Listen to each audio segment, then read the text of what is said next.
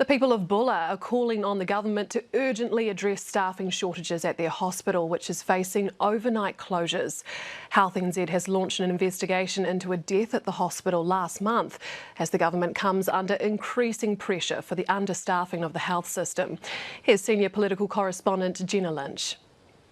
When Bulla's new hospital opened, the community was hopeful, but what good is a hospital without enough medical staff? The conversation around town is usually somebody is going to die, and it's not a case of if, it's when.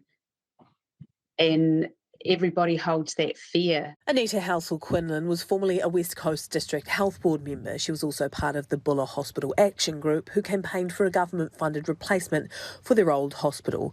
But since the new hospital has been opened, its staffing levels have alarmed her. The facility has been closed 3 times in a month, 7 times this year, and 11 times since it's opened on the 8th of May last year. So we are actually, the question is, how much worse is it going to get? Well, look, I mean, we know that the healthcare system is under huge pressure, and in many cases across rural New Zealand it has been under pressure for many, many years. Due to staffing challenges, the Acute Stabilisation Unit, its emergency wing, was closed all day Sunday and again on Monday night, with the community told to call for an ambulance in case of emergency.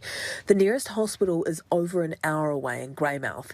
Its urgent care was closed from 6 last night, due to staffing shortages too. We've got our Karamea community, which are 3 hours by road from Greymouth. Health New Zealand has now launched an investigation into a death at the hospital last month. Details are scanned as Health New Zealand is refusing to answer questions. On July 17, a man in his 40s was taken to the hospital and police confirmed to the local paper, the Westport News, he had died. Both St John Ambulance and Fire and Emergency have confirmed they were called to a medical event at the hospital but referred all further questions to Health New Zealand. In a brief statement, Health New Zealand said the hospital was fully staffed and operating as normal on the night of July 17, but it is refusing to answer 3 News' specific questions about how many doctors and nurses were on site that evening and why emergency services were called to a fully staffed hospital. It said in very rare circumstances it is standard operating policy to call 111, but couldn't provide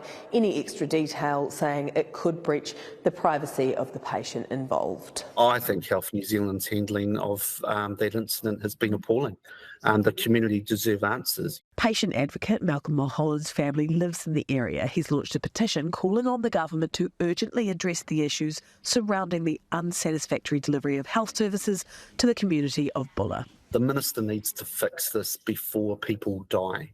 It's a reasonable expectation by the community of Bulla that their local hospital is available there for emergency services, and right now they don't have faith and confidence. The Health Minister told 3 News in a statement that as Health New Zealand was investigating, it would be inappropriate to comment.